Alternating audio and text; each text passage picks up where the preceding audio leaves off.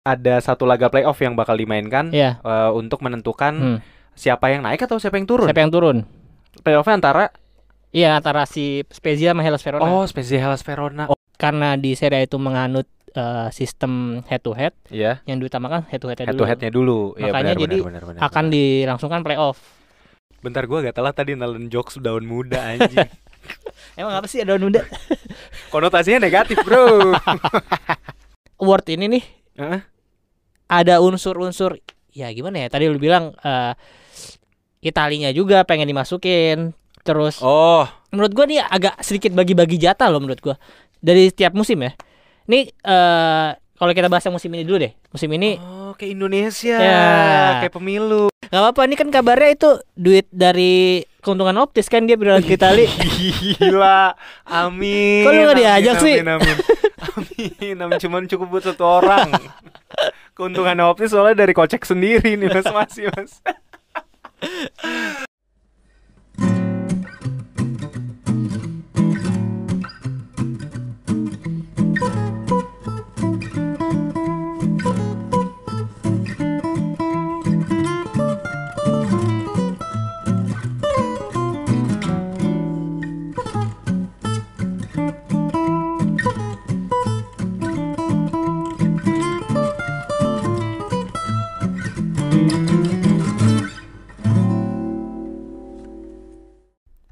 Selamat datang di Optis, obrolan para tifosi sepak bola. Selamat datang di episode terakhir untuk season 1. Jadi masih bersama kami, Pundit Korporat, dengan saya Reza dan kawan saya. Halo teman-teman Optis, salam kenal, gua Aldi dari Interso Podcast. Ya, biasanya gue bahas Inter di podcast gue ya. Kali ini gue bahas Serie A bersama Optis nih. Iya teman-teman, jadi saya ganti partner ini ya. Karena saya ngerasa gak cocok sama partner saya yang kemarin. Hobinya beda. Kalau yang ini sukanya olahraga, yang satu rebahan, yang ngono. Udah males deh. Ini episode terakhir nih padahal nih. Episode terakhir. Episode terakhir malah gak ada Mas Rangga nih. Di season 1. Gak apa-apa, orangnya lagi research. Jadi lu kenapa? Kalau bisa ada di sini mas?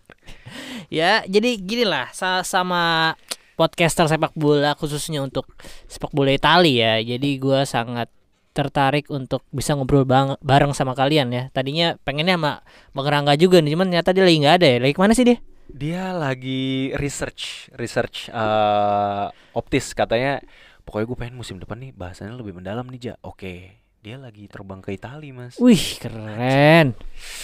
Jadi karena dia itu fans karbit Napoli, dia lagi berangkat ke Naples katanya.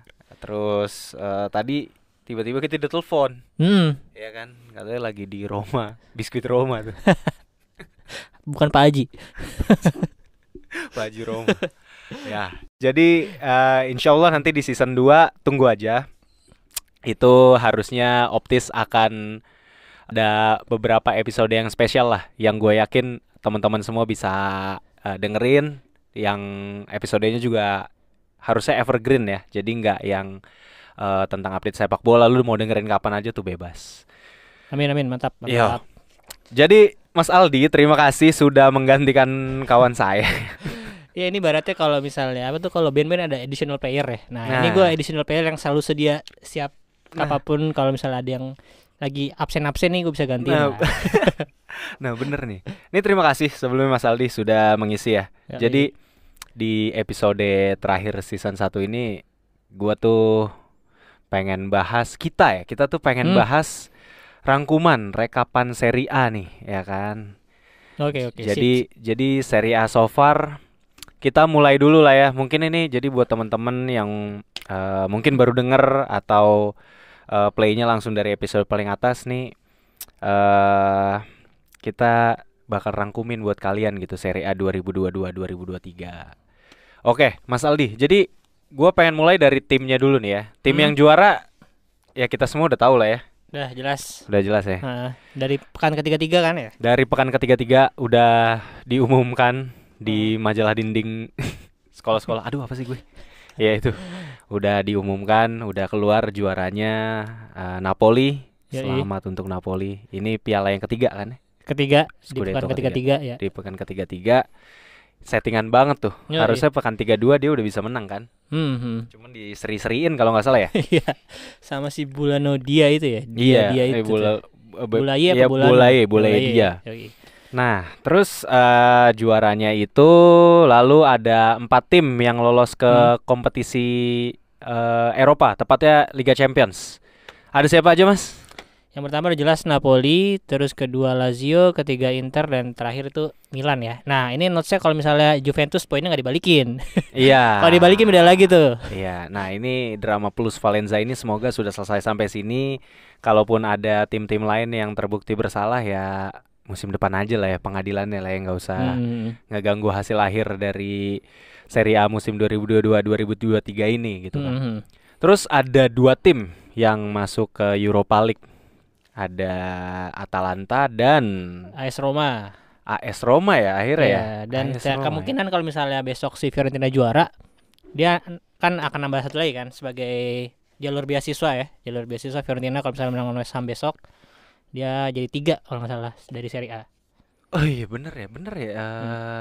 Iya 3 Serie A untuk UEL kan. Iya. Terus yang perwakilan Conference League siapa tuh? Iya nih UCL Rasa Melon, ada Juventus. Oh ini cocok nih partner gue, jokesnya masuk nih. Iya itu Juventus tapi mereka playoff dulu ya kalau nggak salah. Iya. Playoff dulu jadi nggak langsung ke group stage, jadi lewat playoff dulu. Bentar, kenapa playoff? Maksudnya Italia bukan udah langsung ya? UCL. Ini gue baca dari footballitalia.net kemarin ya. Baru tadi. Itu jadi sekarang musim depan perwakilannya ada 7. Jadi di UCL langsung 4, UEL itu 2 langsung ke group stage, yang terakhir itu UCL tapi dari playoff round. Oh, oke. UCL dari playoff. Oke, ngerti. Tapi gua cek di Lega Serie A-nya nih, nggak tahu ya, mungkin belum update atau belum gimana. Di Lega Serie A-nya itu yang situs resminya si Serie A Italia, itu 4 UCL, 1 UEL, 1 UCL. Oh, gitu. Oke. Terus itu tadi tim-tim yang jawara lah ya, yang bakal berlaga di kompetisi Eropa.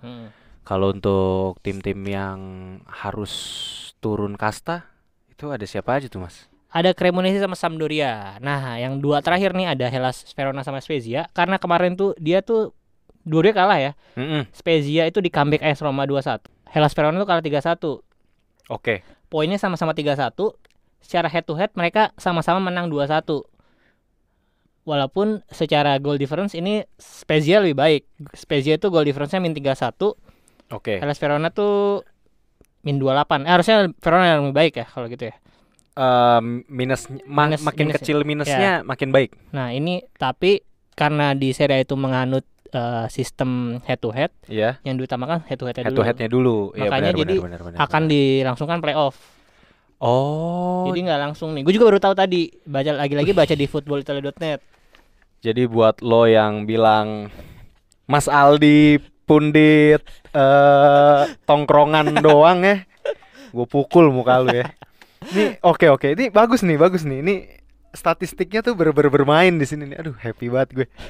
Terus bentar Mas. Berarti ada satu laga playoff yang bakal dimainkan untuk menentukan siapa yang naik atau siapa yang turun?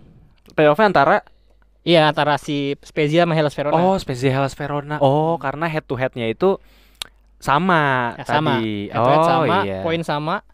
Jadi goal difference-nya nggak dianggap nih sama Serie A. Ini bener-bener informasi yang baik nih. Bahkan saya aja baru tahu setelah bertahun-tahun menikmati Serie A ya. Beneran gue. Ini gue juga baru baca juga ya. Tadi gue awalnya ada bikin postingan ya. Yang turun tuh Hellas Verona kalau sesuai dari klasmen yang diupdate sama Lega Serie A tuh yang turun harusnya Hellas Verona. Oke. Nah, tapi gue baca-baca lagi di Twitter, di sosmed juga banyak yang bahas juga, ternyata akan ada satu tambahan laga lagi playoff nanti tanggal 10 kalau nggak salah ya. Terus itu sistemnya 90 menit. Kalau nggak ada yang menang langsung penalti. Oh, oke. Jadi nggak ada extra time. Nah, itu tadi buat yang degradasi. Berarti Serie A itu makanya tadi lu jelasin ada 2 karena Sampdoria dan Cremonese yang udah pasti. Udah pasti. Sedangkan yang satu akan ditentukan lewat playoff. Betul. Jadwalnya lu tahu nggak? Tanggal 10 Juni, tapi gua belum ada dapet jamnya itu belum tahu. Oh. Dan itu mainnya mereka di tempat netral. Nggak ada home away ya. Jadi sekali pertandingan doang langsung per netral. Yang menang aman, yang kalah degradasi. Oke, cukup adil lah ya di tempat netral. Terus itu tadi kita udah bahas di atas, di bawah. Nah di tengah-tengah nih Mas, gue pengen tahu deh, menurut lo tim yang di tengah-tengah ini mau kemana? mau improve apa nih? Ya gimana ya, karena sebenarnya nih tim-tim yang sama setiap tahunnya ya, kalau gua nggak salah ingat ya, pokoknya ya langganan papan tengah lah, ada Bologna, Torino, Monza, Udinese. Monza baru nih, ini agak mengejutkan juga nih. Monza yang tadinya kita sangka akan menghuni papan bawah, terus sempat naik juga, sempat posisi 8, ternyata kemarin kalah sama Atalanta jadi turun ke posisi 11 nih. Oke. Sisanya ada Udinese, Sassuolo, Empoli, itu udah langganan lah papan tengah. Berarti emang tim papan tengah ini ya udah lah ya, emang langganan aja gitu. Iya, untuk memeriahkan aja Serie A tiap musim. Yang penting main di Serie A. Hak siar dapet, gengsi dapet. Nah, itu ngomong-ngomong soal gengsi. Apa tuh? Ini kita bukan baru juga ya, udah beberapa hari nih kita udah tahu nih ya, pemain-pemain bergengsi di Serie A. Iya. Pemain-pemain bergengsi itu antara lain itu ada beberapa kategori, ya kan Mas ya. Nih kalau yang gue tahu ya, kategorinya itu ya dari dari kiper terbaik. Ya. Habis itu defender terbaik, midfielder terbaik, striker. Terus ada lagi overall best player MVP gitu ya, pemain terbaik. Habis itu ada rookie of the year, pemain muda yang player of the year. Under 23. Yang player under 23. Terus itu ada 6 kategori tuh Mas. Satu lagi pelatih. Iya, jangan lupa. Lupa gue. Iya, pelatih terbaik. Iya. Oke. Coba lu kasih tahu gue deh, lu mau mulai dari mana dulu nih Mas? Coba dari yang di luar pemain dulu aja kali, dari pelatih ya. Iya, dari pelatih dulu, dari pelatih. Kalau dari pelatih ini gue nggak tahu ada nominasi apa enggak, tapi langsung ditunjuk deh kayaknya. Oke. Itu ada siapa aja? Ada ini doang, Spalletti doang. Oh, ada Spalletti doang. Jadi emang bener-bener pelatihnya itu tuh langsung ya, pelatih terbaik Luciano Spalletti. Nggak ada nominasi? Nggak ada kayaknya, kalau gue lihat dari Instagram ya. Oke. Tapi menurut lu pelatih dulu nih, pelatih tuh layak nggak Luciano Spalletti jadi pelatih terbaik menurut lu, yang paling bergengsi nih soalnya? Ini kalau kita lihat dari musim ini ya, ya emang Spalletti sih, karena dari track recordnya musim ini oke. Terus dari musuh-musuhnya juga ya, let's say kita ngomong Allegri, Simone Inzaghi, Svervioli, ya tiga-tiganya nggak sebagus Spalletti musim ini. Walaupun Spalletti juga ya Bang Rangga sendiri bilang kan, pelatih miskin taktik lah. Walaupun tahun ini juara, cuman dia anggap juga masih miskin taktik. Tapi bener, kalau kita bandingkan sama 3 tim pelatih tadi tuh yang kita omongin, satu lagi Sarri lah, paling Sarri di Lazio. Lazio ya. Ya ketiganya, keempatnya mungkin masih belum lebih baik dari Spalletti untuk musim ini ya. Iya. Menurut tuh gimana dengan Vincenzo Italiano, Mas?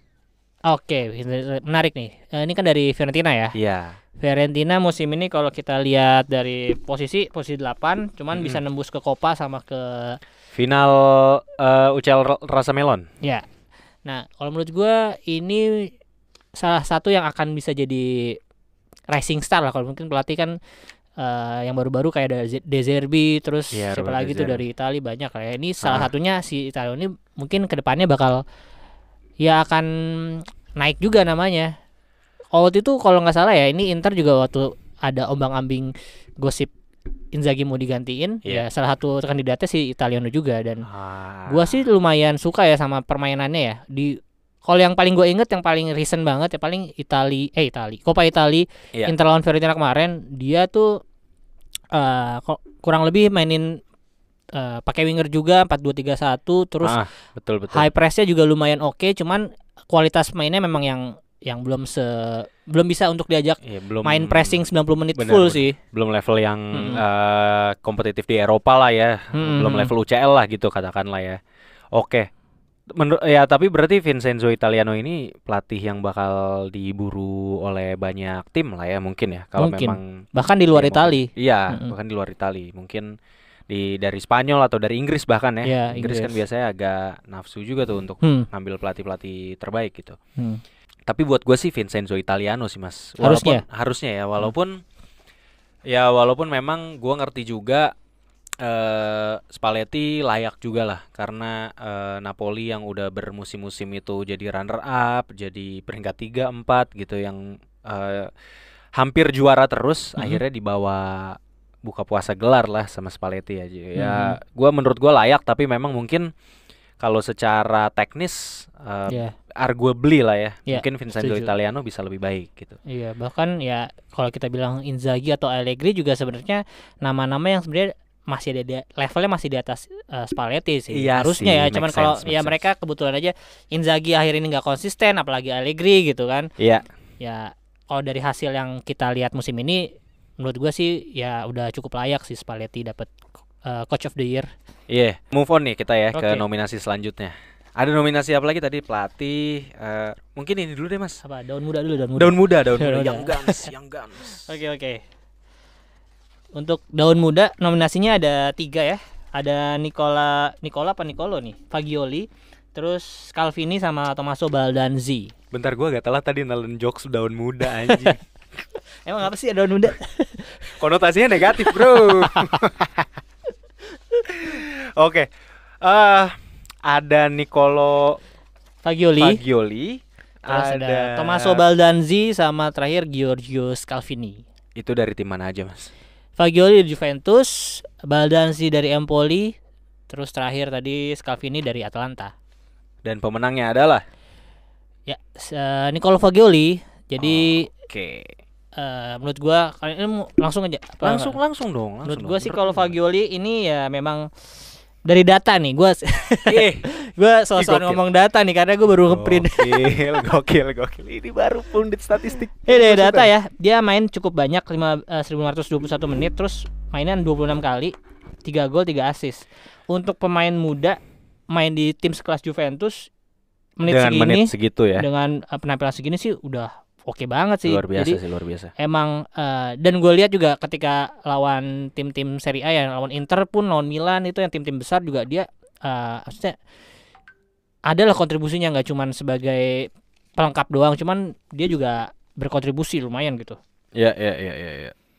Terus kalau tadi ada 3 assist 3 gol ya? Iya, 3 assist 3 gol. Posisinya Fagioli itu midfielder, cuman ya bisa di tengah, bisa agak wing sih. Kan dia biasanya main 3 midfielder tuh si Juventus. Iya, benar.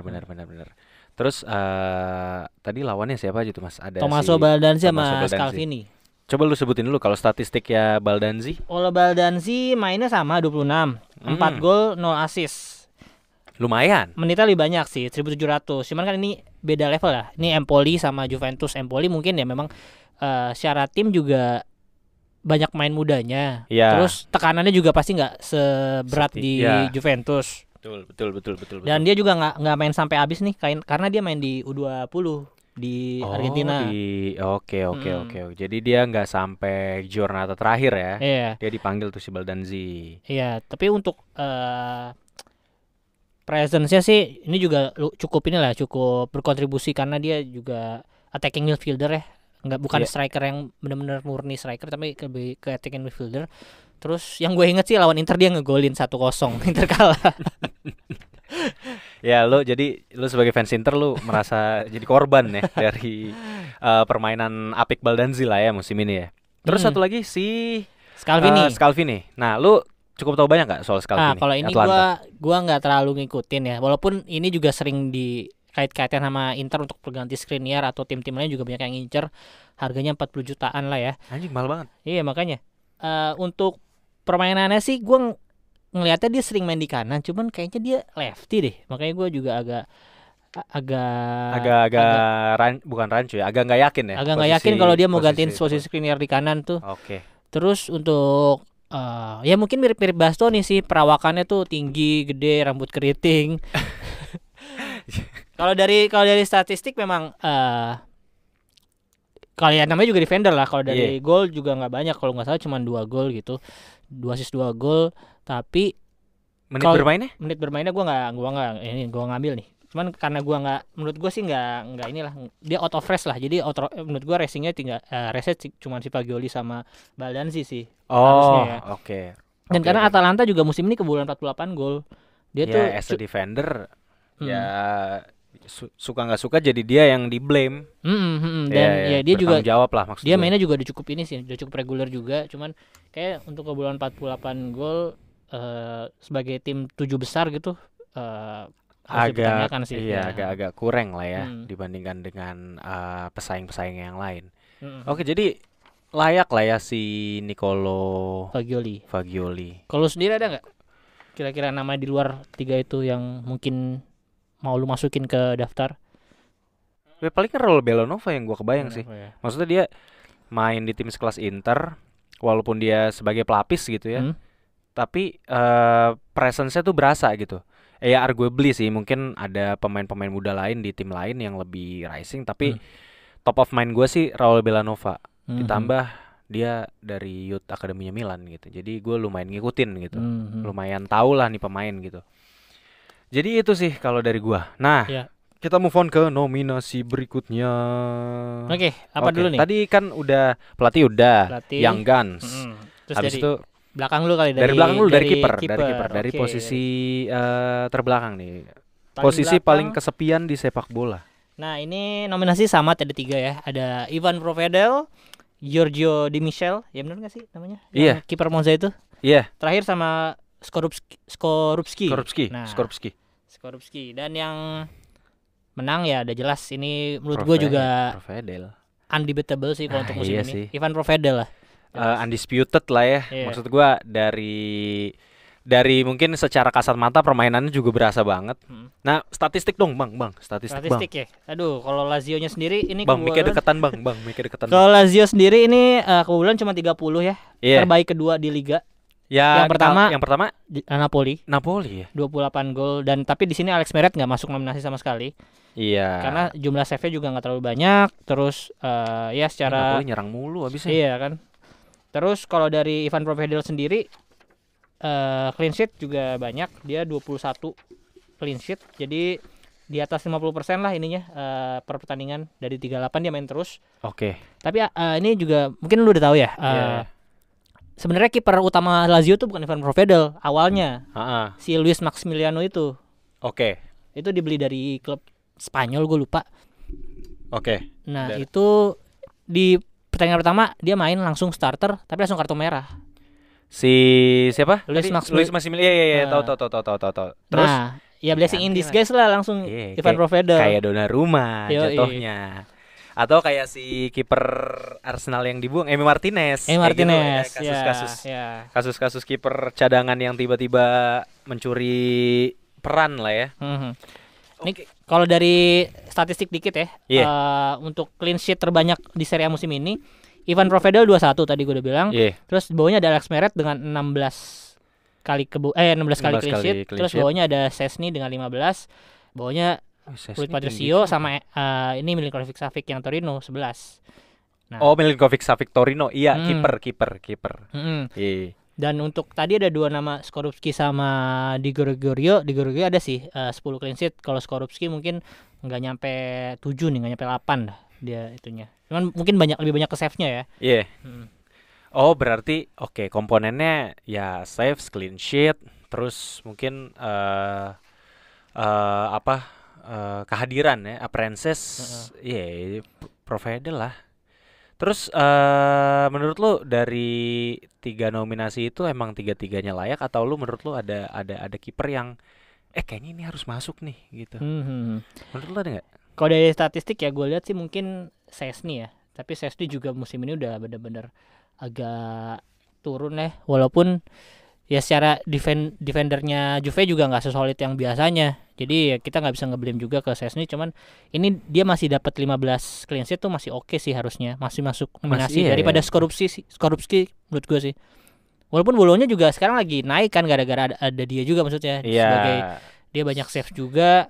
Ya dan Bolonya secara tim juga kualitas pemainnya cukup merata sih. Strikernya ada si siapa tuh? Arnautovic ya lumayan lah. Nah terus kalau dari nama-nama besar mungkin ada Andre Onana, Mike Maignan sama Alex Meret. Ini ya memang nggak sebagus Ivan Provedel sih. Kalau Andre Onana sendiri mainnya juga nggak terlalu banyak kan, baru 24 kali ya. Iya. Dia ya baru di tengah-tengah musim baru dipercaya sama. Dia ganti-gantian sama Handanovic. Awalnya Handanovic kan yang ngisi posisi kiper Inter kan, yang reguler ya kan. Iya, betul.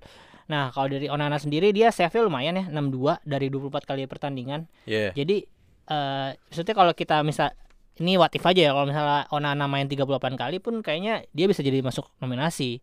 Oke. Terus kalau McMahon sendiri mainnya juga 22 kali doang, sempat cedera berapa lama juga kan dia. Save-nya cuma 42, tapi dia punya assist 1. Hebat juga nih Kiyorunya assist nih. Emang bisa main pakai kaki beliau. Iya, terus terakhir Alex Meret 34 presence, save-nya cuma 69. Jadi ini kalau dibandingkan sama Ivan Provedel save-nya 100. Tapi 0 assist ya, 0 assist. 0 assist. 0 assist. Tapi 100 itu dia sebagai tim Lazio gitu loh. Lazio yang sekarang di peringkat 2, terus Lazio juga ya berarti cukup sering diserang dong ya. Berarti nggak cuman banyak menyerang kayak tim-tim besar lainnya kayak Napoli, Inter, sama Milan kan. Udah pasti mereka menguasai pertandingan. Berarti ini Lazio juga lebih sering diserang juga sebenarnya. Iya, karena gue nonton beberapa kali pertandingan Lazio, lumayan ini sih. Menurut gue tuh tengahnya kurang nyaring. Maksudnya kurang menyaring serangan gitu maksudnya. Jadi kadang bola-bola cepat dari sayap ataupun yang nusuk ke tengah tuh tembus semua. Jadi emang ya jadi ya mungkin blessing in disguise lagi buat Provedel ya. Jadi Provedelnya juga bisa menunjukkan taringnya gitu. Dan satu lagi mungkin ya terakhir untuk Provedel, musim lalu pun dia nggak kalah bagus ya. Musim lalu di Spezia dia main statistiknya lebih bagus, save-nya 116, mainnya 31 kali. Jadi sebenarnya emang dari ketika main di Spezia juga udah oke. Cuman sayangnya aja mainnya di Spezia gitu. Mungkin dari kiper sih itu sih gue cukup ya, kayaknya Ivan Provedel ya jelas layak sih. Undisputed lah, itu layak banget sih menurut gue juga untuk dia bisa jadi kiper terbaik. Next, kita masuk ke defender ya. Bentar, gue tahu nominasinya. Coba. Ada Theo Hernandez, ada Kim Min Jae, sama satu lagi tuh gue lupa tuh. Si Inter kalau nggak salah ya. Bukan, nggak ada main Inter, makanya gue ini agak sedikit protes nih. Ini nih, saya suka nih perdebatan. Berarti ada Kim Min Jae, Theo Hernandez, sama satu lagi, dua-duanya Napoli. Di Lorenzo. Oh, Di Lorenzo. Iya. Oke, kalau menurut gua gimana? Kim Min Jae ini jadi apa tuh namanya? Kim Min Jae jadi pemain defender terbaik. Layak sih kalau di Serie A ya, untuk Serie A ya. Karena memang penampilan Kim Min Jae ini solid banget di lini belakang gitu. Udah gitu dia kayaknya hampir nggak ada cedera deh. Jadi main terus gitu maksud gue, di Eropa, di Copa, di Serie A dia main terus. Terus juga ya untuk ukuran orang Asia, pemain Asia badannya gede juga, Pak. Jadi ya mendukung lah gitu untuk dia bisa jadi defender gitu maksud gue ya. Ya itulah Kim Min Jae dari penampilan buat gue sih oke, solid. Cuman nanti mungkin lu bisa bacain statistiknya. Terus Di Lorenzo gimana? Di Lorenzo itu defender yang cukup rapih, tapi cukup aja gitu. Maksud gue kalau dibandingin sama teman rekan satu tim ya, Kim Min Jae, si Di Lorenzo tuh ya nggak sebegitu menonjolnya lah gitu. Mungkin ketutup juga sama Kim Min Jae sih, karena emang si Kim Min Jae ini musim ini bener-bener solid banget gitu. Tapi memang kalau untuk permainan yang lengkapin juga sih si Di Lorenzo menurut gua gitu di lini belakangnya Napoli. Nah, terus kalau Theo Hernandez menurut gua defender yang ini ya, yang serba bisa sih. Dia punya kecepatan, dia juga punya stamina yang bagus, dia bisa ngegolin, dia bisa bikin assist. Tapi memang kalau untuk dari segi penampilan musim ini agak angin-anginan sih menurut gue dibanding sama musim lalu gitu ya, yang benar-benar dia bisa solid. Entah apalah yang merubah si Theo, tapi untuk AC Milan yang lagi angin-anginan musim ini, Theo cukup stabil lah gitu. Nah, mungkin dari gue sih 3 nominasi itu Di Lorenzo sih yang gue agak pertanyakan gitu. Maksud gue seperti yang lu bilang tadi, kenapa nggak ada pemain Inter gitu menurut gue, atau pemain Juve gitu. Ya tapi Juve walaupun lagi ampas juga tetap aja bagus sih gitu. Atau ya sekalian tim kecil gitu ya, maksudnya kayak pemain Salernitana atau pemain Fiorentina gitu yang bisa masuk nominasi. Nah, menurut lu gimana? Kalau dari statistik si Kim Min-jae gimana tuh? Kalau dari statistik mungkin Kim Min-jae ya as a defender pasti untuk gol sama ini nggak banyak lah ya. Dia kalau nggak salah cuma 2 gol 2 assist. Terus untuk menit play bener dia main banyak 35 kali ya musim ini. Terus banyak itu. 3054 menit. Nah, untuk passing akurasi cukup tinggi juga 91 dari 2801. Terus distance coverage juga cukup oke ya untuk defender 9 km tuh udah lumayan oke. Untuk atribut defender sendiri kan duel menangnya itu 31 sama kalahnya 98 kali. Save ball-nya itu 212, lost ball-nya 7 kali doang. Tackle percentage-nya 24%. Dia cuma foul 30 kali dalam satu musim, itu cukup oke sih sebenarnya. Tapi untuk defender oke lah itu. Tapi ini gue agak bingung nih dengan Serie A nih, maunya tuh defendernya yang bener-bener kontribusi di defense apa mau masukin yang bisa offense juga. Karena di nominasinya ada Theo Hernandez sama si Di Lorenzo yang keduanya emang wingback ya. Iya. Nah, kalau dari wingback dari Theo Hernandez, kalau secara gol sama assist jelas lebih bagus, 4 gol 3 assist. Mainnya juga lumayan 32 kali. Yellow card-nya mungkin agak lebih banyak nih. Yellow card-nya 7. Memang dia kadang-kadang suka kepancing emosi juga kan. Iya, karena emang tipe karena dia lari-larian juga sih. Ya, pasti. Jadi agak ngejar ya, demi ngejaga dia nggak kebobolan pasti dia harus agak ekstra tuh. Terus kalau mau dibandingkan atribut defense juga nggak terlalu beda jauh ya. Duel one-nya ada 24, tadi si Kim Min-jae 31. Terus save ball-nya itu 190. Tackle percentage-nya 18%. Jadi sebenarnya untuk Theo Hernandez juga secara defense nggak jelek-jelek amat lah. Walaupun dia sebenarnya ya wingback lah ya. Dia LB kan left back gitu. Sama satu lagi ada Di Lorenzo yang menurut gue kurang aja lah. Di Lorenzo dibandingkan sama dua nama ini yang mau gue sebut nih. Brozovic. Enggak lah, Brozovic kan midfielder. Oh, si ini ACRB bro. ACRB, nah iya sih ACRB mungkin mirip-mirip statistiknya sama si Kim Min-jae ya. Iya. Cuman dia masuknya juga nggak dari awal-awal banget, dia regulernya tuh dia baru ya 10 pertandingan. Oh, kalah appearances lah ya, menit bermain lah ya. Dan tadi kalau lu bilang harusnya ada main Juve juga, gue cukup setuju sih karena Juve musim ini kebobolan cuma 33 kali. Dibandingkan sama berarti ini terbaik ketiga loh sebenarnya si Juventus ini. Ya? Ya untuk ukuran Juve yang tapi Juve tuh bagus sih. Awal-awal musim tuh emang angin-anginan, cuman pas udah ke sini-sini kan dia sempat 8 pertandingan unbeatable kan. Ya harusnya sih ada nama main Juve sih menurut gua, mungkin Federico Gatti juga bisa masuk U23 best player tuh harusnya nominasi. Atau kalau sekarang kan mereka 3 back-nya Alexandro, Danilo sama Gatti. Nah itu ya mungkin harusnya Alexandro agak dipaksa sih itu tuh jadi back tuh menurut gua. Nah terus pemain Inter. Kenapa gua kesel ini ada nama yang nggak dimasukin sama at least nominasi lah harusnya sama panitia ya. Panitia ada Federico Di Marco sih menurut gua. Oh iya, Federico Di Marco. Kalau mau ngomongin defender secara defensif emang Federico Di Marco nggak bagus-bagus banget.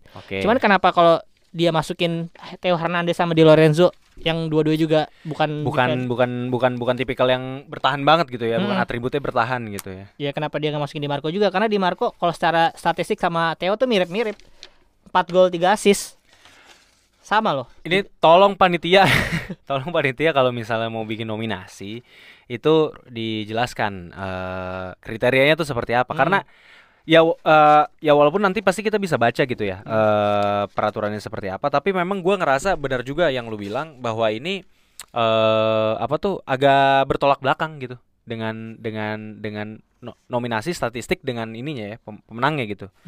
Jadi nggak yang benar-benar lurus gitu. Akhirnya kita mau ngambil atribut yang benar. Tapi itu nikmatnya sepak bola modern nggak sih mas menurut mas? Karena emang ya udah berubah gitu untuk nyari defender yang bener-bener defensif full gitu kayak pemain zaman dulu agak sulit sih.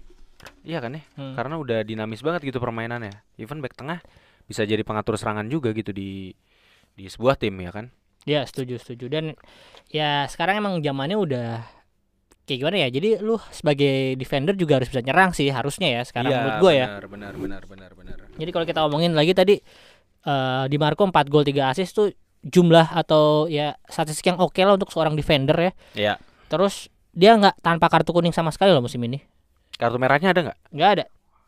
Jadi sebagai left back nggak ada kartu kuning tuh oke sih menurut gua. Itu dia nggak main kali bang. masa back nggak ada kartu kuning. Dia main 33 kali, menitnya cukup banyak 2000-an walaupun nggak sebanyak si Theo 2700. Ya mungkin ada salah satu faktor di situ juga ya. Tapi main 33 kali, ya memang sih menitnya nggak terlalu banyak karena si Inzaghi ini pasti nggak pernah mainin dua wingbacknya itu 60 di atas 60 menit. Biasanya jadi 60 menit dari tarik diganti. Kayaknya posisinya itu tuh capek banget emang sih. Iya, emang posisinya maju turunnya. Inzaghi demanding banget, physical demanding sih strateginya Simeone Inzaghi. Betul. Dan mungkin nama terakhir satu lagi yang harusnya ini underrated menurut gua, ada Cristiano Biraghi. Itu pemain mana? Fiorentina.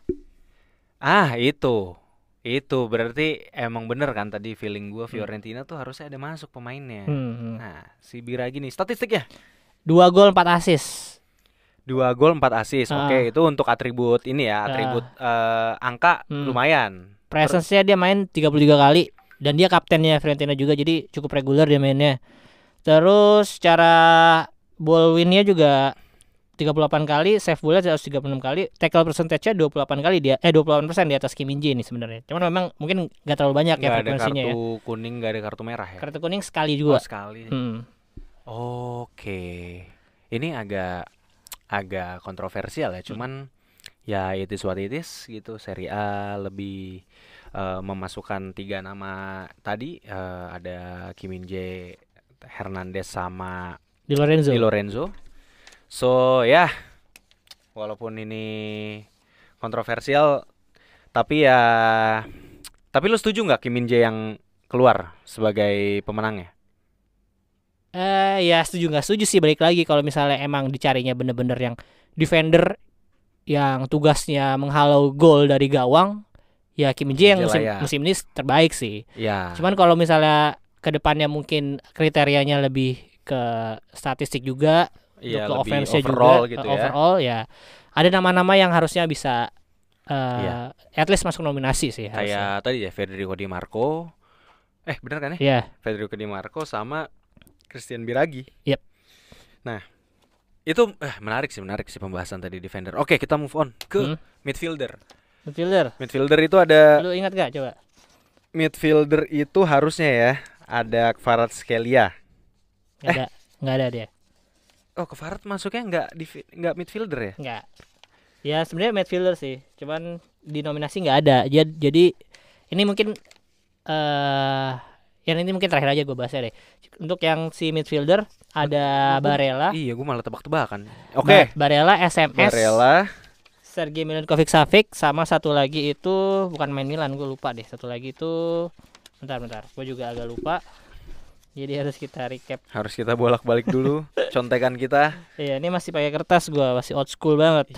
Gokil sih, tapi ini kertas-kertas ini nih. Karena kalau di HP mungkin agak sedikit ribet. Oh, satu lagi Adrien Rabiot Juventus ya. Betul.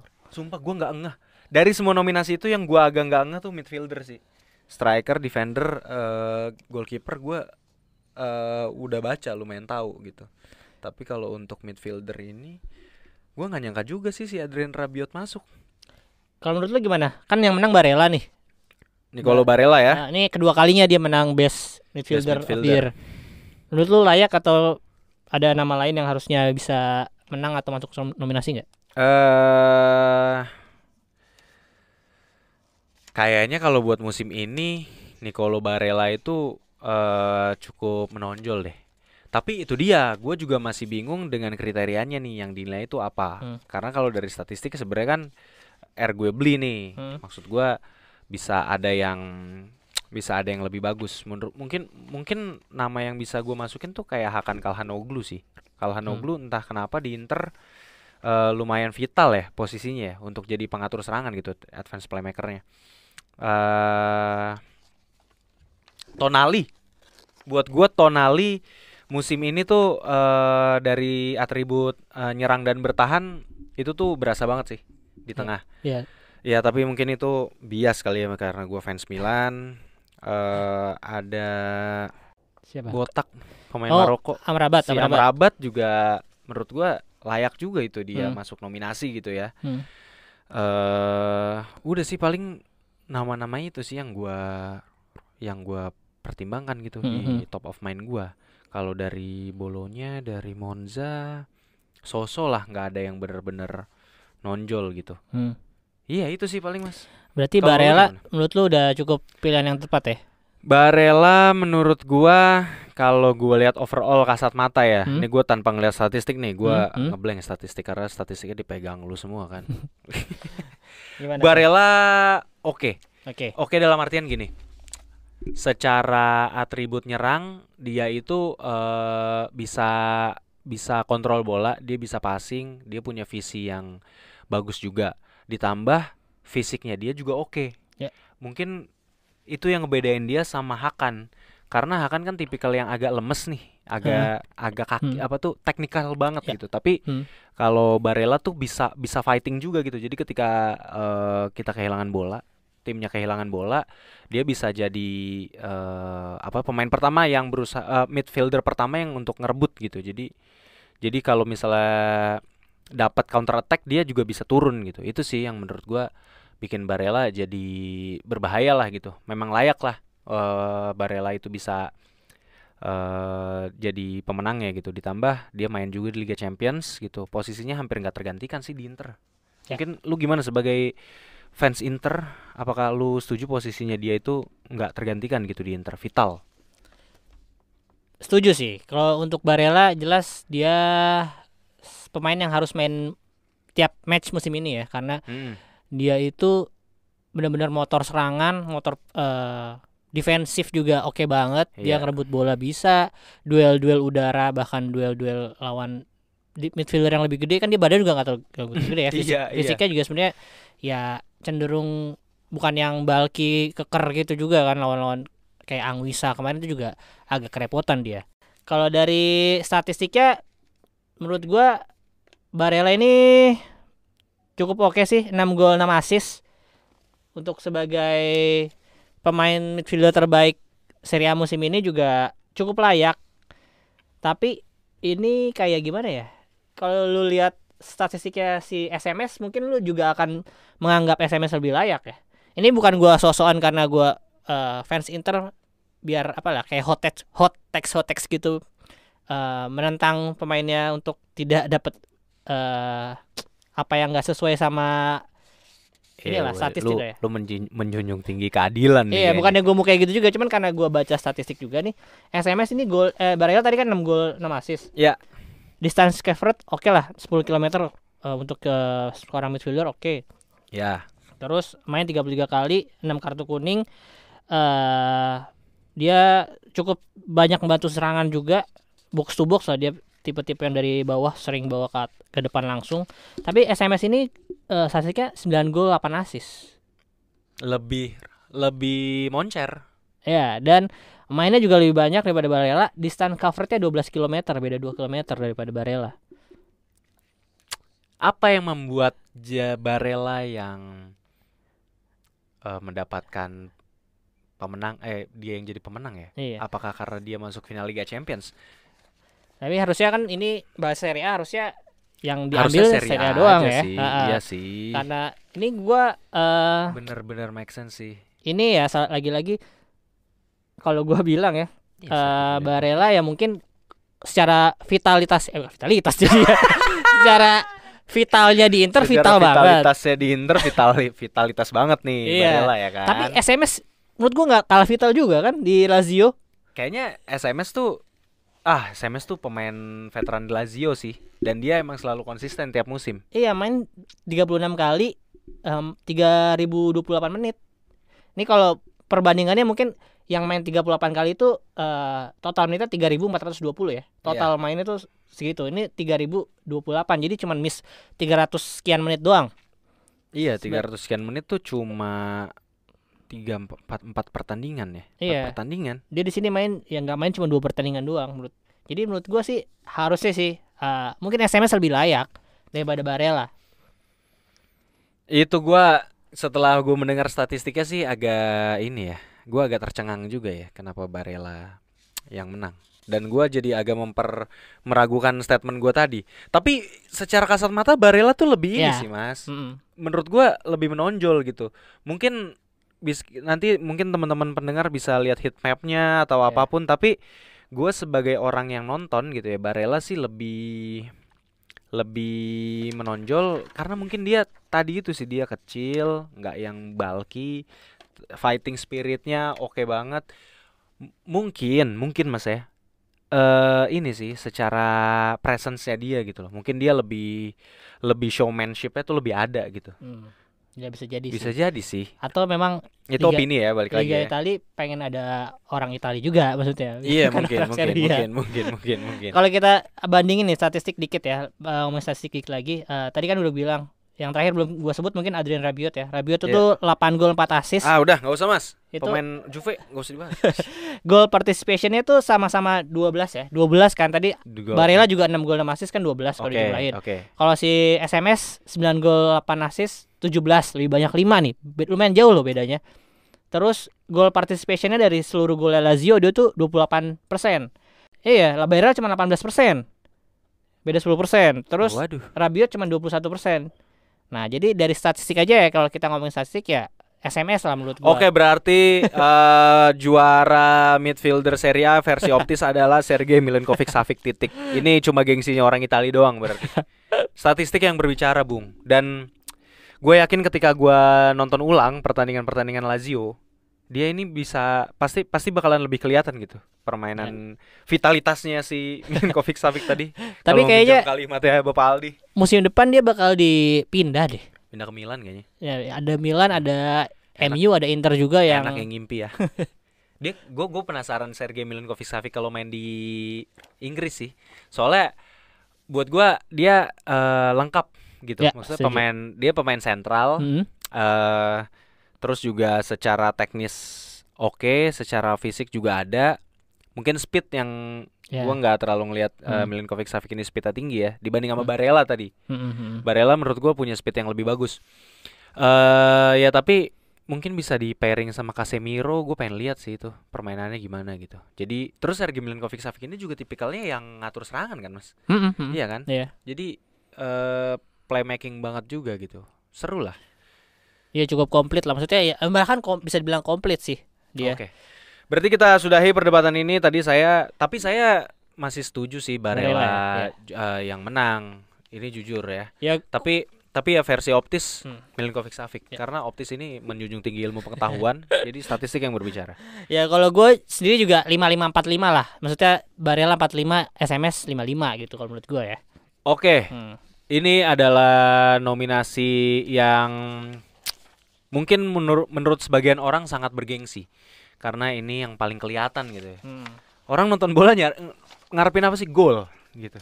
Nah ini kita masuk ke nominasi striker nih mas. Yoi. Oke, striker itu ya udahlah Osimhen lah yang ada Osimhen, ada Lautaro, sama satu lagi ini yang nggak penting juga sebenarnya, Leo. Leo tapi statistik emang gol gak terlalu banyak sih. Tapi menurut lu gimana nih sebagai fans Milan, Leo layak gak masuk nominasi? At least nominasi doang gitu. Enggak. Masih gimana ya? Statistik gue nggak tahu kalau dia dibandingin sama Arnautovic di Bolonya tuh dia menonjol banget kan gitu. Lebih vital dan dia yang ngebawa Bolonya yang biasanya agak terjerembab di bawah ya sekarang agak di posisi 9. Iya, biasanya kan Bolonya di posisi belasan kan. Ya. Nah, itu. Jadi gue sama kayak lu tadi, bukannya saya mau menghujat pemain sendiri, tapi ya technically speaking bisa yang lain lah gitu. Menurut lu gimana mas? Ya kalau dari jumlah gol sendiri ini kan pasti parameternya udah jelas ya.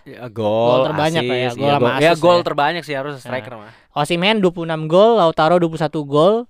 Terus di bawahnya tuh antara gue lupa statistiknya, mungkin antara dia sama si Arnautovic juga tuh. Iya, si Bolaye dia tuh lagi ngegigit juga tuh. Iya jadi bener lupa gue tuh orang. Dari Salernitana dia kayaknya belasan nih, 16 apa 15 gol itu lumayan sih untuk seorang striker yang bermain di Salernitana gitu. Dia juga masih on loan dari Villarreal. dengan opsi pembelian kalau nggak salah. Iya kan? Dan berarti musim pertamanya dia langsung cetak segitu banyak gol, oke sih. Oke, kita singkirin Leo karena versi optis tadi kan ada boleh dia, Arnautovic, Lautaro sama Osimhen. Oke, mungkin kita nggak usah terlalu lama Mas. Osimhen layak lah. Ya golnya yang berbicara gitu dan kehadirannya dia di lapangan itu tuh bener-bener ngegigit gitu. Gue jadi inget sosok Drogba kalau ngeliat Osimhen, tapi ini versi yang agak bodoh gitu. Maksud gue bodoh dalam artian gini loh. Osimhen tuh sering banget terjebak di posisi offside gara-gara kesalahannya dia sendiri. Udah gitu dia mainnya nafsuan banget gitu loh Mas. Jadi dia manfaatin fisik tapi too physical gitu. Jadi sering banget dia bikin pelanggaran atau timing yang nggak perlu lah. Itu jujur berasa banget. Maksudnya mungkin kalau lu ngelihat statistik ya nggak bakal kelihatan. Tapi kalau lu nonton, lu bakal ngelihat deh kedewasaannya dia tuh kayak belum ada gitu. Dibandingkan sama Lautaro atau Dybala gitu atau Giroud gitu. Maksud gua ini gua ngomongin ini ya ketenangan gitu. Osimhen tuh bener-bener membabi buta. Tapi ya udahlah layak lah ya. Ya ini lagi-lagi gua ya takutnya bias juga sih karena Lautaro musim ini a different person banget. Dia musim ini benar-benar dewasa, tadi lu bilang dewasa banget. Terus kadang-kadang dikasih ban kapten juga, berarti dia leadershipnya oke. Betul. Terus cara gol emang bedanya lumayan sih, 5 gol. Osimhen 26, dia 21 ya. Asisnya juga asis banyakan Lautaro sih. Dia 6 sama 4 asis si Osimhen. Nah, itu yang maksud gue kedewasaan Lautaro tuh di situ. Jadi dia nggak nafsu ngeliat gawang doang gitu Mas. Tapi lanjut dulu. Ya ini kalau dari beberapa fanpage Inter ya banyak yang menyebutkan ya ini Lautaro rob nih. Maksudnya harusnya Lautaro yang menang nih. Karena di luar statistiknya tadi juga kehadiran Lautaro di Inter vital juga kan. Maksudnya dia main 38 kali match loh. Dia nggak pernah nggak main satu match walaupun sebagai cadangan ada kadang-kadang gitu. Ini orang nggak pernah cedera anjir. Iya berarti ini juga ini pernah kita bahas kalau nggak salah ya di podcast lu ya. Dan waktu lu ingat nggak waktu Piala Dunia tuh ada beritanya kalau Lautaro tuh dia kalau sebenarnya lagi cedera dia pakai painkiller atau pakai apalah biar nggak terlalu berasa. Sampai sekarang dia masih cedera. Oh tapi efek painkillernya masih berasa tuh. Jadi ini kayaknya nggak dirasa-rasain sama dia. Iya pokoknya 38 match dan kayak lu waktu masih kecil ya, jangan rasa-rasain. Iya, sampai akhirnya setelah final UCL nanti baru dia akan meriksa tuh cederanya. Jadi dia nggak ikut ke Indonesia kan. Di daftar kemarin dia nggak ada. Fix pakai dukun. Fix. Itu no debat, bro. Jadi buat lo fans Inter, mendingin lu segera bertaubat dah. Lautaro pakai dukun. jangan didukung. Iya, padahal kalau secara itu dia main ya maksudnya harusnya nggak 100% lah ya. Dia masih ada ngerasa cedera. Terus secara statistik sih memang ini yang mungkin menurut gua jeleknya Lautaro ya. Dia sempat hilang berapa game kan waktu itu. Hilang itu dalam artian enggak ngegolin. 6 pertandingan apa 5 pertandingan gitu dia tanpa gol cukup lama juga. Terus hal yang harusnya maksudnya nggak terjadi untuk striker utama Inter gitu loh. Terus dia secara big chance miss-nya 45 kali dibandingkan Osimhen cuma 34 kali. Jadi dia lebih banyak membuang-buang peluang emas ya. Terlihat sih karena gua nonton Inter ya full game lah. Musim ini semuanya gua tonton ya memang banyak banget gitu yang chance yang emas banget nggak jadi gol gitu. Ngerti. Jadi ya makanya tadi gue tanpa ngelihat statistik ya, karena gue lagi ngebayangin gamenya di kepala gue gitu ya. Ya tadi kenapa gue bilang Osimhen lebih layak karena emang gue ngelihat kengeriannya itu loh Mas. Jadi striker kan yang dibutuhin kadang apprentice-nya itu kan. Osimhen tuh beberapa kali nggak main, kalau nggak salah waktu lawan Milan tuh Osimhen nggak main tuh yang Napoli kalah 4-0 kan. Itu tuh emang beda banget gitu. Napoli jadi tim yang berbeda gitu. Maksud gue kalau di Inter, Lautaro walaupun gue suka dengan permainannya dia di musim ini, kedewasaannya dia, tapi ya memang ya nggak segarang itu gitu. Jadi si Lautaro gitu. Kalau ngomongin ini mungkin ke poin efektivitas lah ya. Mungkin Osimhen jelas-jelas benar lebih efektif lebih bagus. Striker kan memang itu jadi pertimbangan juga gitu kan. Terus jadi tapi lu setuju nggak dengan fanpage Inter tadi yang bilang Lautaro yang lebih layak jadi pemenangnya setelah lu bandingin sama statistik gitu? Iya. Lagi-lagi kalau misalnya dibandingin statistik memang menurut gua Osimhen lebih layak sih. Ini buat fans Inter yang ngedengerin Interismi Podcast ini imposter nih sebenarnya nih. Bang Aldi itu 2 kali dia. Iya, tadi bilang pemain Inter nggak layak. Tapi nah, gua tapi ini, lu lagi defender tadi gua masukin Di Marco. Iya, tapi lu di sini bukan sebagai Interismi, lu emang optis. Kita optis kan emang kita suka ngata-ngatain semuanya kita kata-katain. Ya gua mencoba untuk melihat dari helikopter view, maksudnya lebih ke overall semua pemainnya ya. Jadi gue menyampingkan gue sebagai Interisti dulu di sini. Kita move on lagi ke yang terakhir. Berarti nominasi yang tersisa itu adalah best player ya, maksudnya best overall player ya. Best overall player tuh ya MVP lah ya. MVP musim ini. Ya, nominasinya nggak ada, itu langsung dipilih. Langsung dipilih ya oleh panitia. Iya. Dan biasanya yang menang ya tim yang menang juga. Iya, yang menang dari tim yang menang. Iya, gue belum pernah lihat tuh tim yang kalah dia ditunjuk sebagai pemain terbaik kecuali 2014 Lionel Messi. Oh, di UCL ya? Enggak, Mas, di Piala Dunia yang kalah lawan Jerman. Oh, iya. Iya. Hadiah hiburan lah. Iya, hadiah hiburan buat Messi kayaknya tuh. Oke, berarti ya ini nggak usah berbasa-basi lah ya. Yeah. Vicha Kvaratskhelia lah ya. Kvaratdona. Coba gimana spellingnya? Vicha Kvaratskhelia. Nah, ya, spelling per huruf. KVIC. Allahu Akbar. Iya, ada HH-nya lagi. Ada. Susah. Ya udah, menurut lu gimana nih? Undisputed juga si Kvaratdona nih. Gua bisa bikin satu episode sendiri sih kalau bahas nih pemain, Mas, gitu. Karena gimana ya, dia dari from zero to hero banget gitu loh. Terlepas dari semua naik turunnya ya. Tapi pemain ini tuh bener-bener emang jadi pembeda. Dan menurut gua Serie A jadi lebih menarik gara-gara dia sih. Buat gua pribadi ya gitu. Maksudnya tipikal pemain yang jago gocek, yang tenang gitu, yang pede ngelawan siapa aja gitu. Even Trent Alexander-Arnold juga dikolongin gitu. Layak. Gue hands down lah buat dia lah. Kalau menurut lu gimana? Atau ada yang lebih layak lagi? Ya, kalau menurut gue sih layak juga sih. Bahkan kalau misalnya ada lawannya paling ya si Osimhen sendiri, temennya sendiri yang udah menangin best striker of the year. Cuman kan biasanya nih Serie A tuh nggak pernah ngasih ke dua pemain yang sama. Jadi mungkin udah dijatahin nih si Osimhen buat ke strikernya, best overallnya si Kvaratskhelia. Jadi, dan menurut gue dari statistik dia double oke banget. Oke. Double tuh 2 digit ya, 12 gol, 10 assist. Sama kayak Leo musim lalu. Leo juga musim lalu kalau nggak salah 15 atau 17 gol. Assistnya juga double, dia 12 atau ya antara 10 atau 12. Musim lalu oke banget. Dan mungkin ya memang kriterianya yang seperti itu lah, yang berkontribusi di assist, di gol juga, dan secara presence-nya kalau dia nggak ada dia tuh tim itu akan timpang gitu. Dan iya, dan menurut gua di semua tim ada sih pemain yang kayak gitu yang bener-bener jadi pembeda ya. Jadi layak lah. Biasanya tim juara sih emang punya pemain kayak gitu gitu.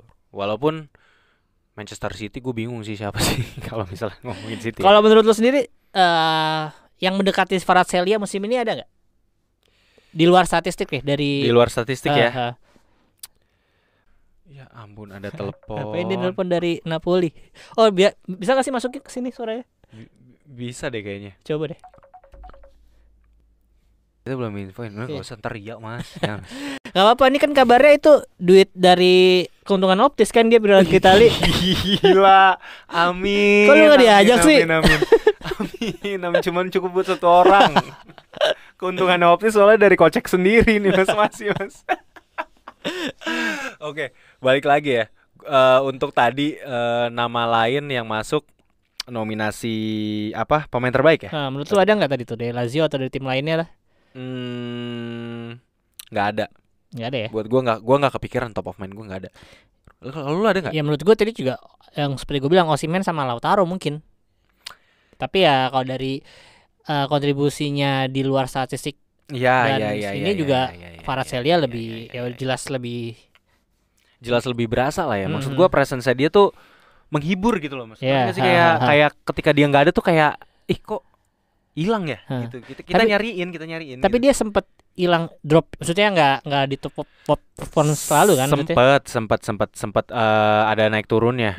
Kayak ya sorry nih balik lagi yang waktu kalah lawan Milan 4-0 itu dia kayak dikantongin sama Calabria bahkan. Maksud gue walaupun Calabria ada lewat-lewatnya. Terus waktu kalah 1-0 sama Inter juga dia gak kontribusi menurut gue. Dia lawan Darmian sama Skriniar waktu itu nggak bisa ngelewatin lah karena double juga kan jagain. Iya kayak tapi emang akhirnya Kvaratskhelia juga di sepertiga akhir musim tuh benar-benar dijaga 2 orang selalu. Mungkin emang itu udah waspada sih. Caranya itu sih buat. Iya. Soalnya kalau lu 1 lawan 1, nih anak entahlah itu kesurupan apaan bisa dilewatin semua cuy. Iya. Wah gila sih. Tapi menurut lu hot takes mungkin nih, dia bakal jadi one season wonder nggak di Serie A dan di Napoli gitu? Enggak. Menurut gua asalkan anak ini tidak mabuk-mabukan, tidak ngerti-ngerti tempat hiburan malam di Italia gitu ya. Menurut gua dia masih bisa bermusim-musim sih. Walaupun pelatihnya bukan Spalletti. Kan walaupun pelatihnya bukan Spalletti iya, menurut gua. Kan si Spalletti udah resmi ya kabarnya ya? Udah resmi cabut. Nah, apa tuh? Gua rasa juga Kvarat nih bisa jadi pindah sih dari Napoli musim ini. Tapi ini feeling ya. Gue belum baca berita ada rumor atau apapun gitu. Tapi ya entah kenapa feeling gue mengatakan ini anak bukan one season wonder. Tapi pasti ada naik turunnya lah. Kayak Muhammad Salah lah menurut gue. Kalau mau contoh paling deket yang bisa gue gambarin ya, Muhammad Salah. Kalau menurut lu gimana Mas? Kalau menurut gue tergantung pelatihnya siapa nanti. Karena Spalletti ini Spalletti pernah ngelatih Milan nggak sih? Belum ya? Belum. Roma Lazio juga pernah. Karena pernah melatih Inter, gue cukup ngerti lah gimana maunya Spalletti. Spalletti itu pelatih yang sangat mengandalkan winger menurut gue. Yeah. Dan karena Kvaratskhelia ini winger, jadi dia benar-benar emang gimana ya? Ya diberi beban iya, cuman ya diberi keleluasaan juga gitu untuk mengkreatifisa apalah gitu, mengkreasikan gua ngerti maksud lu. Emang dia tuh tipikal winger murni sih. Maksud gua emang tipikal pemain sayap yang kita kenal dari dulu gitu, yang bisa lari, jago gocek. Iya kan? Tapi bukan tipikal pemain modern yang macam Ribéry, Arjen Robben gitu kan maksud lu kan? Bukan yang kayak siapa ya yang mungkin lebih bisa modern tuh, tipikal wide playmaker kayak Bernardo Silva. Bukan yang kayak gitu kan maksud lu. Tapi nah itu Mas. Nah, sorry gua nambahin dulu dikit.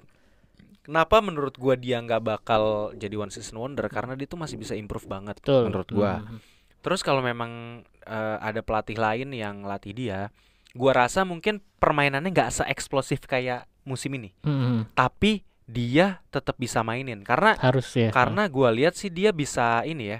Dia itu visinya masih bisa dilatih, tapi teknikalnya tuh juga masih teknikal tuh bagus gitu. Jadi dia bisa ngumpan, dia bisa nusuk itu sih. Nah, tapi kalau lu gimana? Kalau gua mungkin satu yang kurang dari Kvaratskhelia dari beberapa pertandingan yang gue tonton ya, gua nggak selalu ngikutin pertandingannya. Pengambilan keputusannya sih, dia masih agak kurang lah ya. Harusnya dia passing malah dia nge-shoot, harusnya dia crossing malah dia nge-shoot gitu. Kadang-kadang ada beberapa keputusan yang menurut gua harusnya nggak gitu. Dan gue agak kurang yakin kalau misalnya nanti dia ketemu pelatih-pelatih yang mungkin menerapkan formasi entah itu 3-5-2 atau yang intinya nggak terlalu memakai wing lah. Kalau 3-5-2 dia ditaruh di LWB, gue nggak yakin dia bisa bertahan dan menyerang sebagus musim ini sih. Dia kan musim ini nggak dibebankan untuk bertahan lah ya. Dia cuma menyerang dan bertahan mungkin sampai tengah doang, tutupin pemain winger lawan gitu. Kalau dia main di 3-5-2 di LWB, gua kira nggak mungkin cocok. Kalaupun mau ditaruh di striker, nah itu yang mungkin bisa jadi ya gua nggak opsi ya. Tapi opsi buat Farad ya. Karena umurnya dia baru lahiran 2001 kalau nggak salah. Iya, masih muda banget. Harusnya sih dia bisa lah. Harusnya dia bisa untuk beradaptasi jadi striker gitu. Harusnya ya, tapi ya karena belum pernah gua ngelihat, ada keraguan gua di situ sih. Iya, tapi Kvaratskhelia ini tuh kayak apa ya Mas ya? Dia tuh kayak emang abu-abu banget gitu. abu-abu banget, dalam artian kayak kita juga nggak tahu nih anak bakal kayak gimana gitu kan. Apakah dia bisa improve atau dia emang mati dengan modernisasinya sepak bola gitu, atau dia jadi korban politik di tim, ataupun sebenarnya banyak hal bisa terjadi gitu. Tapi gua mungkin berseberangan sama lu di sini. Gua rasa Farats tetap pemain yang akan kepake gitu di siapapun pelatihnya ya. Tapi memang harus ini sih, harus tipikal yang mainin wing. Harus tipikal yang mainin wing. Buat gue itu, kalau dia digeser ke tengah atau dia digeser ke posisi yang playmaking atau apapun, gue rasa nggak cocok. Tapi kalau dia tetap ada di posisi sayap, ya hidup-hidup aja sih. Gue harap sih dia bisa kayak Bernardo Silva gitu ya, alih-alih kayak Suso, maksudnya yang mainnya lari, gocek, muter, umpan. Nah udah gitu doang. Nah gue rasa itulah harapan gue kalau ke Farats. Dan kalau gue ngelihat dari mata kepala gue ngelihat Farats tuh bisa jadi kayak Bernardo Silva. Ya tapi faktornya banyak lah. Tapi gue ngerti juga kalau ada opini-opini yang kayak lu bilang tadi gitu. Kalau misalnya dia dapat pelatih yang gak pas, atau dia pemain yang, atau ada pelatih yang dengan skemanya mainnya dari tengah gitu. Nah itu agak berabe juga sih gitu. Jadi buat gue dia nggak bakal jadi one season wonder, dengan catatan dia harus ada di tim yang selalu nyerangnya dari sayap. Ya setuju. Lagi-lagi kalau dibanding gue ya tergantung pelatihnya siapa yang akan ngelatih dia, akan menggunakan dia dengan ya sesuai dengan atribut yang dia punya sekarang gitu. Walaupun ya umurnya masih muda, masih bisa berkembang, masih bisa main di beberapa posisi harusnya ya. Karena sekarang kan sepak bola udah benar-benar dinamis, lu nggak boleh cuma bisa main di satu posisi doang, lu harus bermain sebagai ya dengan role-nya lah. Lu role-nya mau sebagai apa gitu, bukan hanya posisinya doang gitu. Bener-bener adaptasi itu penting banget sih. Jadi kalau Farats bisa adaptasi, panjang lah karirnya. Ya. Tapi kalau emang dianya enggak, ya mungkin musim ini ya cuma bisa kita bisa menikmati dia ya musim ini doang. Mungkin kayak Michu gitu. Ya. Iya kan. Dan kalau ya terakhir mungkin dari nama-nama tadi berarti overall kita banyak setujunya apa banyak enggaknya nih? Gua rasa 50-50 tadi ya? Karena untuk back tadi kita nggak setuju, kiper kita setuju, pemain tengah hampir setuju, striker setuju nggak setuju. Tapi pemain terbaik itu kita setuju. Setuju sih. Sama-sama setuju. Terus apa tuh namanya, pelatih ya setuju lah sama gitu, ya pemain muda juga tadi setuju dengan emosional lah gitu ya pemain muda setuju lah karena emang nggak ada lagi. Menurut gue juga lagi. Mungkin gue nggak terlalu ngulik juga, dan memang kayaknya juga nggak banyak sih. Banyak kan main muda tuh Juve loh sekarang. Juve tuh skuad termuda musim ini. Bener. Kedua apa ketiga gitu. Di kayaknya Juve tuh lagi ngebangun tim kayak Milan lagi deh. Iya, dulu tapi gue suka malahan sama Allegri yang berani mainin main muda gitu. Ya kayaknya karena gak punya pilihan sih. Iya sih, di luar gak punya pilihan, tapi main muda yang dia ini bisa perform gitu. Kayak tadi Fagioli, terus ada Miretti. Oh iya benar. Ada si ini, Mas. Barrenechea, Iling Junior. Jadi mungkin sebagai kalimat penutup kan saya dari episode kita kali ini. Bentar. Gua mau ini dulu. Ini lagi-lagi. Lu ngerusak jokes gue bisa karena terpaksa tuh. Ya udah gue keluarin sekarang aja. Lanjut. Gue takut. Gue mau ini doang nih. Kalau menurut gue ya, ini sebelum kita tutup, kalau menurut gue award ini nih ada unsur-unsur. Ya gimana ya? Tadi lu bilang Italinya juga pengen dimasukin. Terus. Menurut gue nih agak sedikit bagi-bagi jatah loh menurut gue dari setiap musim ya. Ini kalau kita bahas yang musim ini dulu deh. Musim ini kayak Indonesia, kayak pemilu. Ini boleh menarik nih. Musim ini Lazio udah dapat kiper. Iya. Padahal mereka punya pelandang yang bagus, gue bilang tadi SMS. Oh iya. Ya, tapi jadi ya karena udahlah Lazio masukin kiper. Inter yang posisi 3 masukin dah tuh si Barella. Terus sisanya tuh yang kayak back tadi tuh Kim Min-jae, striker sama Napoli. Karena udah menangnya jauh juga, selisih jauh ya, makanya oke lah nggak apa. Iya, 3 pemain itu akhirnya masuk. Striker Osimhen sama Kim Min-jae. Iya benar. Juve dimasukin 1 Fagioli. Iya. Pelatih Spalletti, cuman Milan doang yang nggak dibagi, nggak dibagi jatah. Dibagi nominasi doang. Iya, ada nominasi doang. Dan kalau lu banding sama musim lalu, karena Milan nggak bisa diselamatkan, itu pemainnya siapa yang bisa dimenangin? Kalau dibanding musim lalu, Rafael Leo yang jadi best player. Ya. Pemain muda terbaik Osimhen. Oke. Kiper Osimhen pemain muda terbaik ya? Iya. Kiper McMahon. Ya. Musim lalu oke lah. Musim lalu tapi menurut gua agak sedikit arguably juga sama si Szczęsny. Kayaknya musim lalu Szczęsny lagi oke juga. Iya, oke juga. Nah, makanya untuk backnya dikasih ini Bremer waktu masih main di Torino deh. Makanya di Bremer ada untuk backnya ada Torino, ada Bremer. Ya. Terus gelandangnya nih di Inter ada Brozovic. Iya. Kalau itu gua agak sedikit inilah kalau di gelandang Inter memang Brozovic musim lalu vital banget. Iya, walaupun secara statistik cuma 2 gol 1 assist musim lalu, jadi emang nggak terlalu bagus. Tapi secara ini kuda dia. Iya. Penyerang terbaik Lazio. Pelatih terbaik si Pioli. Immobile ya musim lalu ya. Dan ini musim kemarin tuh cukup rata juga pembagiannya. Nah, musim sebelumnya lagi ini yang mungkin agak kelihatan banget nih. Soalnya sebagai tim yang juara waktu itu nih si Inter ya. MVP udah dipegang Romelu Lukaku. Ya. Nah, padahal Romelu Lukaku secara statistik sebagai penyerang itu oke banget. Dia nggak dapat penyerangnya, jadi penyerangnya dikasih ke Ronaldo. Cristiano Ronaldo ya? Wah, ya memang sih dia top skor, cuman sama Lukaku beda cuma 3 gol doang, terus Lukaku asisnya lebih banyak. Gua harusnya bisa sapu bersih tuh. Iya, makanya ini kayaknya emang berada ya udahlah udah menang pemain terbaik, terus untuk gelandang terbaik juga Nicolo Barella juga waktu itu. Back terbaik menurut gue bisa Skriniar atau De Vrij musim itu. Dikasih ke Romero yang menurut gue musim itu nggak terlalu oke banget. Iya benar.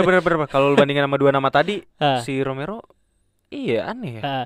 Terus untuk kiper Donnarumma, padahal clean sheet sama-sama 14 sama Handanovic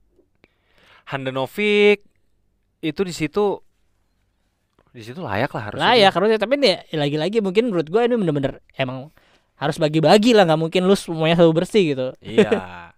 FIGC kan I-nya Indonesia, Mas. Jadi ya itu jadi kalimat tutup tuh anjing.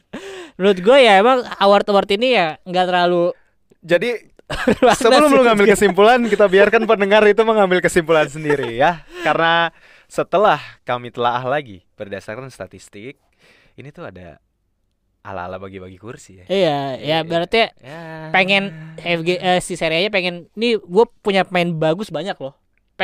Gak pengen cuman pemenang itu doang gitu loh. Iya, tapi menurut gua sebagai operator liga make sense, Mas. Iya. Karena maksud gua kalau misalnya kita cuman munculin satu nama itu yang nominasi terlalu dominan juga gitu. Iya.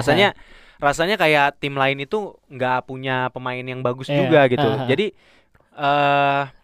sebelum kalian semua berpikir ini korupsi atau apapun ya, tetap ini adalah tontonan ya. Jualannya dari sepak bola kan ya hak siar, ya atensi dari kalian, apa istilah marketing tuh, engagement gitu. Ya, betul. Itu kan kayak gitu. Jadi masuk akal juga. Walaupun kayak kelihatannya bagi-bagi kursi nih ya, bagi-bagi pemenang, tapi rasanya juga nggak seru kalau misalnya emang harus pemenangnya itu didominasi oleh satu tim doang. Iya. Gitu. Oke, terima kasih teman-teman. Sampai ketemu di episode selanjutnya. Bye bye.